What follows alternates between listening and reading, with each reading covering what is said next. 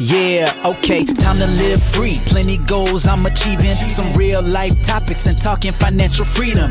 Mindset, soul and love, everything in between. This is Freedom Podcast. Tune in, live free. Hey, got my mindset right and I got the drive. Planning one day, no more job, no more 9 to 5. Love money, mind. Love money, mind. This is freedom. Tune in, cause it's going down. Woo!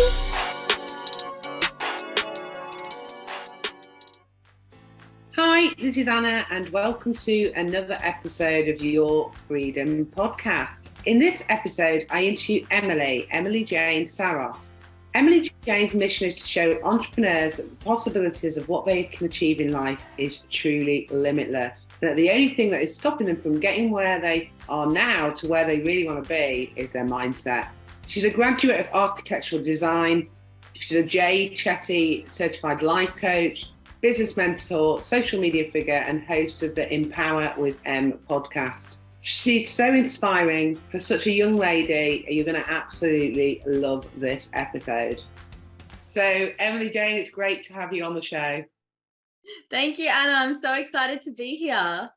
And what's fab is that I haven't interviewed someone from Australia for a while. I think I had someone from New Zealand, but I love the fact that on this podcast, I was talking to someone recently about hiring a podcast studio for podcasting, which looks really cool, doesn't it? But you won't be able to interview people from the other side of the world.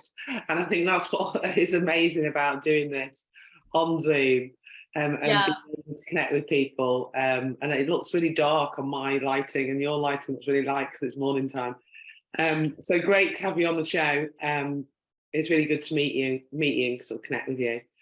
Yeah, it's lovely to meet you too. I'm so excited to be here. So I was just explaining before we click record why I kind of put this podcast together. And I know my listeners understand or have heard my story before. But I often talk about these 3 pillars. And these 3 pillars have sort of helped me get equilibrium in my life.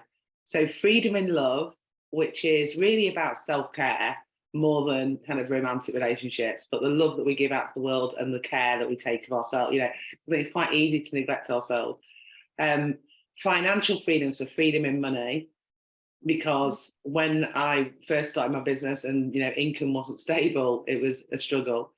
And then mindset, so freedom in mind, because those, like I say, the 3 things that sort of helped me on my journey. And mindset is so huge, isn't it? And I know, obviously, with you being a business and mindset coach, you know, the word mind doesn't really do it justice. There's a lot more to it than that. And for me, it's not about being positive every single minute of every single day. But it's just being able to, you know, deal with what life throws at you, really.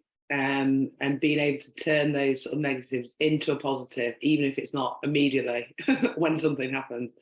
And obviously self-care is really important, I think, as female entrepreneurs, and especially for people who are mums, and me being a single mum, you know, seeming like I'm juggling the world with my business and my boys. It's good to be able to sort of take regular steps to look after ourselves. So I'm really curious to find out, because I know you are a business and mindset coach, like how this all began, really. How did it all start? Yeah, well, it's an interesting story, actually. It all started 2 years ago, or just about to be 2 years ago now. I was originally studying my Masters of Architecture. So I graduated my Bachelor's of Architecture. I got a job in the industry, and I had just started studying my Masters. At that time, like, I knew I wasn't passionate about architecture. I was good at it, but I knew I didn't see myself, you know, building a future in it. If I projected 5 years from now, like, I ideally didn't want to be still where I was. And so at the time, I had just started my own podcast, which is the Empower with M podcast. And this was really a passion project for me, as like a way to document my own personal development journey, my own mindset journey. And then I started to find that I was pouring more of my time and energy into my podcast than I was into my master's degree. And so I had to start to ask myself the question of, well, why am I doing this? And what I realized was I was studying my degree and I was working that job for so many people, but not for myself. You know, I was doing it for my boss. I was doing it for my parents. You know, I was doing it for my family's expectations and this and that and this and that. I was doing it for everyone except for me, right? If I asked myself, what do I truly want? I didn't want to be where I was. In fact, I found myself at a real low mentally and emotionally because of I was so out of alignment, you know, with where I felt I wanted to be. But in saying that, I didn't know what else I wanted to do. So I had to make a tough decision, and I decided to drop out of my master's, even though I only had 6 months left to go. I decided to hand in my letter of resignation at work, and I committed to spending the bottom half of 2020 figuring out exactly what I'm going to do with my future. And I knew that I had the podcast, and I knew that I had my social media that was building around the podcast. So I already had a little bit of a seed of like, you know, what I could potentially be building. And so from there, I just lent in and then allowed it to take me in whatever direction it would. And so that's how I ended up stepping into the mindset coaching space. And then for the first 8 months of my business, so I was 22 at the time when I dropped out of my degree and when I started my business. And 8 months after doing that, I had built my business to 6 figures. So that's why I then transitioned into the business coaching space, because naturally, like people were coming to me asking for the support, like wanting to learn how I was able to get results for myself so quickly. And here we are today. It's almost 6 years of coaching now and being self-employed, and I would never look back. And I think you've touched on a few points there. I think a lot of people feel that pressure, whether it be from family or just like, you know, coming out of school and education and like feeling like this is what you should do rather than what you kind of want to do, really. And I'm just thinking people who are listening who feel like they're sort of stuck in either a job or, like you say, you know, with you doing your masters as well, and just sort of like, like just living life, sort of existing, really, isn't it? And like it it is. And so I don't know if there's anything like, obviously, when you shared that story about how you decided to quit, there must have been some build up to that. Was there any kind of like wake up that made you push you to do it at that point, or was there? Because obviously COVID was happening, wasn't there? COVID was happening. Yeah. Well, it was because that year when I was doing my master's, we were all online, you know, everyone was in lockdown. So that added to obviously how much I was hating what I was doing, because I couldn't be with my friends, you know, which were like one of the biggest drivers for me in uni was having that social interaction with my peers. But there was a lot that went into the build up of making that decision. I actually knew before I even started my master's that I didn't want to be doing architecture. I knew in my 4th year of studies, when I was graduating my bachelor's, that I wasn't loving what I was doing and that I didn't like the idea of doing it forever.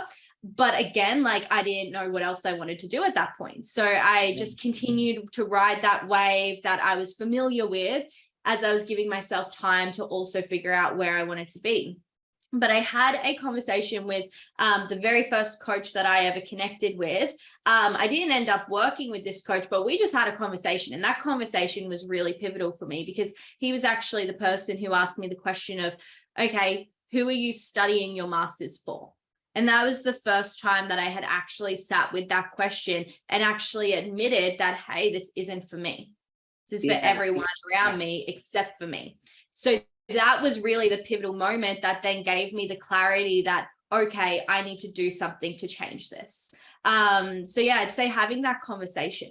So if you do feel like you are out of alignment or you're stuck where you're at right now, just open up conversations with people that you feel safe to open up conversations with, because having that conversation is really one of the first steps to being able to move forward. And it's almost in itself like a declaration that you're ready for more. You're ready to find the answers, even if you don't know what the answers are yet. And then naturally those things begin to gravitate towards you and solutions begin to present themselves. Yeah, absolutely.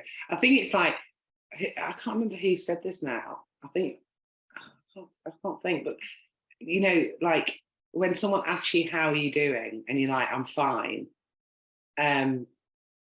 It's asking yourself that question again, like, are you really fine? Yeah. Because I think you're on this, like, it's like this rat race for life, isn't it? Where someone says, "Hi, how you doing?" You're like, "Yeah, I'm fine." And it's like, "Are you really?" You know, just we're constantly on this road, aren't we? And it's busy, and which is called life, and it's like stopping and thinking and questioning what you're doing with everything in your life. So I think with your question that you were saying, like, why, what are you doing it for?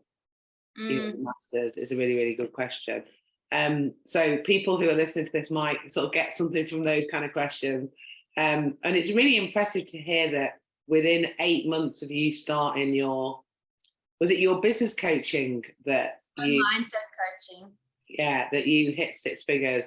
So I don't think there's anything you want to share on that, like any tips on how you first start, you know, like you were unsure what you were going to do, you had the podcast going, you knew you had interest in that, you decided to do the coaching, but anything because I think the biggest step for people is taking the foot off the edge of that cliff. Maybe leaving a good paid job. That was me. I had a 6-figure job and I had to take my foot off the cliff to like move away from that, you know, and start again from scratch. So, you know, was there anything that you can share on that with the people? Yeah, definitely. Well, before I actually went full-time or became self-employed and fully stepped into my business, I had been saving all of my money from my architecture job as like a security blanket for myself. Mind you, I only saved like $10,000 because I wasn't making a lot of money. So, you know, it's a lot of effort to save that. But I had saved $10,000 as a security blanket for myself so that when I did step into full-time self-employment, I would have something to lean on if, you know, there wasn't cash flowing in. But 2 weeks before I walked away from my job forever, I came across my very first coach. And that coach was a $10,000 investment. So I had a choice in this moment. I had a choice to hold on to the comfort of having that 10K sitting in my bank account as a security blanket, or lean into the discomfort of investing the whole thing, but find comfort in knowing that I have the support from someone who has walked the path that I want to walk on. Yeah, absolutely.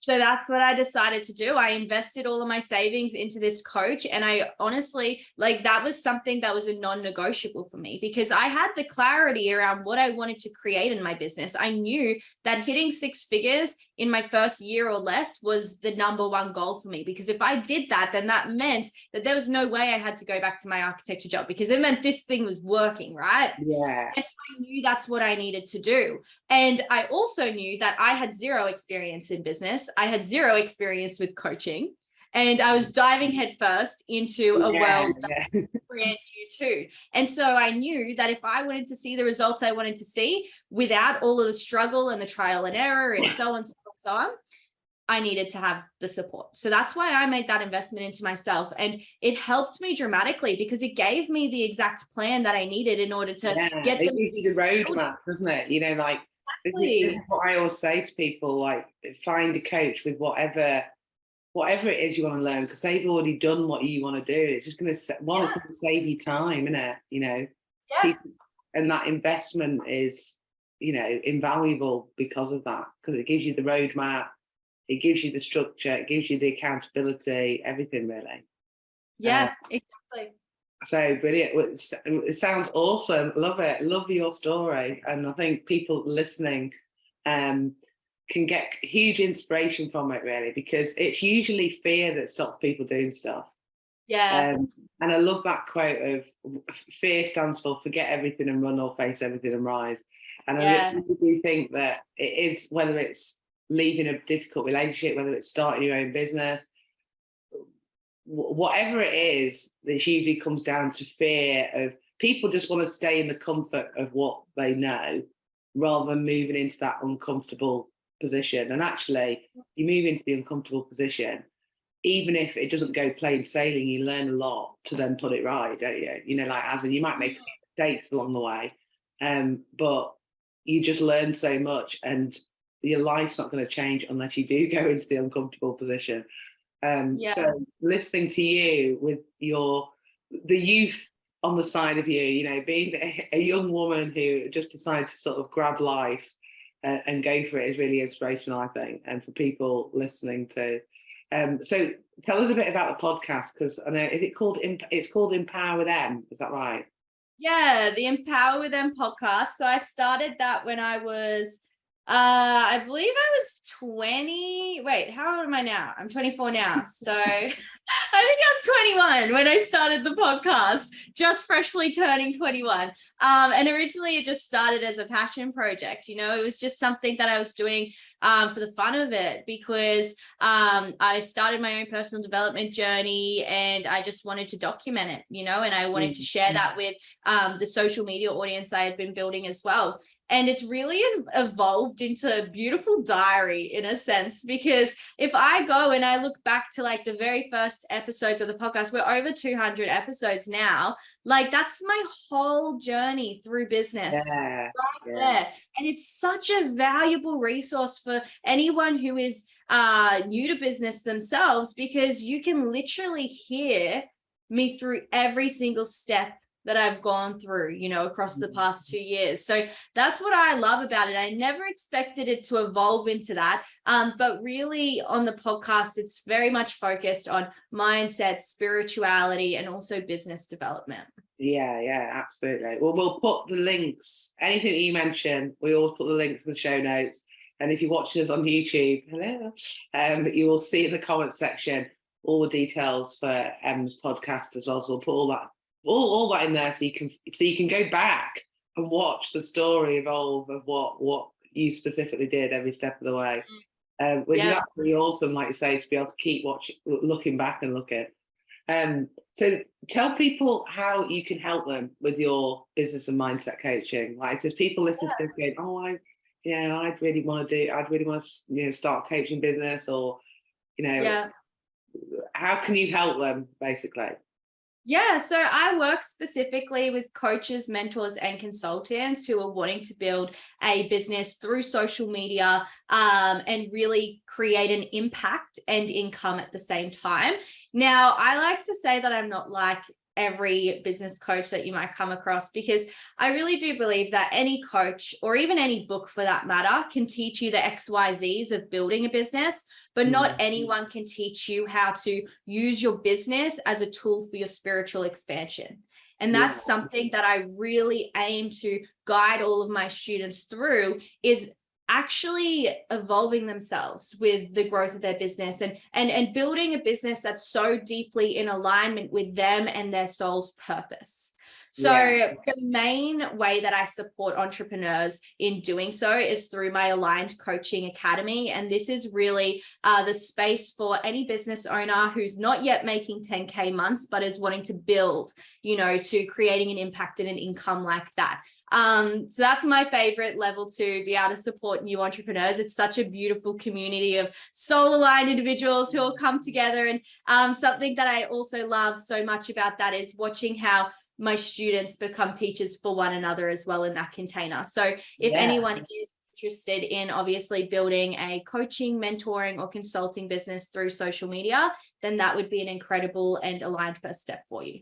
Yeah, sounds good. So what is the best way to reach? I did see you had a TikTok, I haven't gone on that. I've never really done much with TikTok, and it's like, I'm looking at it all now. I've got a couple of VAs that help me with different things and tasks and stuff. And I was thinking, I wonder if they could help me do TikTok. I mean, I've got a 15-year-old son who's gone viral on TikTok, but all it seems to be, because he's mixed race and all the girls love his braids, it just seems to be him prancing around with his top off and braids on. But I did notice you had a TikTok, and I thought I'll have to go and check that and see if I can get some tips. Because I kind of think the younger you are, the TikTokers, I mean, I keep reading about how it's just going to become massive next year with it's going to have the whole Google search and for physical products and stuff. So it's something that I've got to really master, and something I've not done. I've done reels on Instagram, but it needs to be a focus of mine. But what is the best way, the long waffly out of the question, what is the best way to reach out to you? Where do you sort of hang out? Yeah, Instagram's the best place to find me. That's where I hang out most often, and that's where I deliver majority of my content too. So at Empower with Them. And you can find me at Empower with Them on all platforms as well. So I'm really easy to find. Yeah, absolutely. And do you have any groups, like any Facebook or Telegram or anything like that people? Yeah. Well, I do have a free Build Your Business community, which I can share the link with you, Anna, and we can share that with your community, because I do host free workshops in there. I try to do them on a monthly basis, and I also am regularly dropping other resources to just help you with your business growth and to also help you get connected with other entrepreneurs in the space as well. So yeah, I can definitely share that community with you guys as well. Okay. So I think that always gives people a taste of your style, and because I do a lot of that within different groups, that I just think it just shows your style, your kind of energy and all that kind of stuff. It gives you a taste of that person that you could go and invest in and work with. So yeah, that'd be awesome if you could give us that link. So super inspirational. I'm loving your story and loving the connection. And I bet the one question I want to ask you, actually, because when I was sort of stuck in my toxic marriage, but the biggest thing that kept going over my head was my mum and dad are still married now. They've been married all their life, and it's with sickness and in health, and I need to work through this. And I felt like I did everything, and I kept coming back to this point of like, my parents are going to be really disappointed, Interesting question, because obviously that you felt that pressure with everything you were doing in your masters. Your parents must be super like proud of what you're doing now. May have not been when you first decided, may have been a little bit surprised when you had 6 months to go the rest of your masters and you were giving it up. But yeah, just interested to know what they think about what you're doing right now. Yeah, well, to be honest, my parents still don't really understand what I'm doing fully. As you were about to answer, I thought, I bet they don't understand what you do this thing online. No, they don't. Mine are a bit like that. Mine are a bit like still like, nearly 9 years down the line, like, what is it you do? Yeah, no, they don't fully understand, but that's fine. They've always been very supportive of me. When I was very nervous about opening up to them and sharing with them that I wanted to leave my degree and my job and find something else. But when I did, they were actually very supportive of it, because I've always been a hardworking kid. Like, I've always been an overachiever. I've always been the kind of person that says, when I put my mind to something, like, I make it happen. So they just had a lot of trust in me that, I was unhappy where I was. They didn't want to see me continue like going down that path of being unhappy within myself. And so they just trusted that, okay, if this is what she's going to do, like, we believe in her. Even if we don't understand it, we trust that she can make it happen. And of course, there was their little concerns and check-ins that would come up along the way, but it was always coming from, a place of care. Yeah. So yeah, I'm just being nosy asking that question, because I think that is what stops people. For people listening to this, it's what I can't do that because of. It's always what other people's opinions are of our lives that hold us back. But actually, if you go for it, you'll look back and think, wow, why didn't I do it sooner? In a way, I look back on lots of things like that where I think, God, why was I even like analysing it? I should have just gone for it. But yeah, super lovely to connect with you, and it's been great to have you on the show. And I always ask everybody this one question, and what we did for the birthday episode is we chopped all the answers to this question back to back.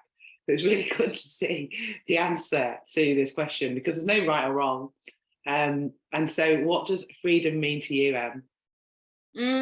See, I love this question, because I feel like if you asked me it last year, in my first year of business, it would have been very different to this year. I would have said money, I would have said freedom's a byproduct of money, right? But now I really believe that freedom is a state of mind. It's a feeling. It's something that we can consciously choose to feel. And this is something that I really learned across the last 2 years, because I made 100K in my first year of business, made another 100K in my second year, but both of those 100Ks felt so different.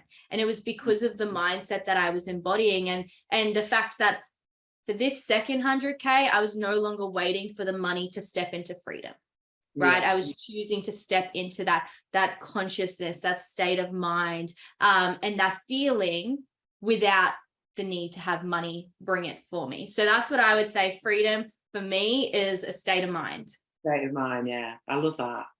Because it's so true. I just love everybody's answer to that question, because everybody has their individual stamp on it.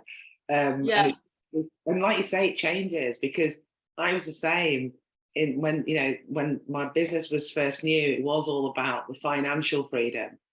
And that's why I talk about those 3 pillars, because I think as I've got older, and seen I started my business when my children were young. So it was like, I just wanted to I was a career woman in the corporate world, and it was like, time was becoming more important than money. I wanted to spend more time as a mom. I think women want it all when they have children. And that was my big thing. I just wanted to be a good mom, have the time to be able to watch their sports day. But now as they've got older, they don't really need me as much. My eldest is 15, my youngest is 12. Yeah. I'm trying to teach them some of these, digital strategies, although they've been kind of born into this digital world, and have got their own ideas and things. Yeah. But I think experiences now is more important.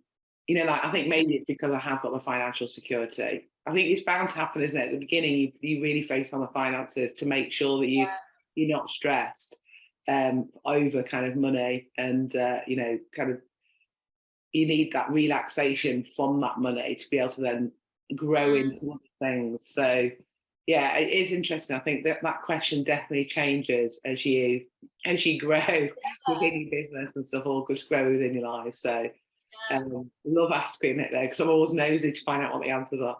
So it's been great having you on the show. If I can help you in any way with your any e-commerce or anything like that, do connect with me.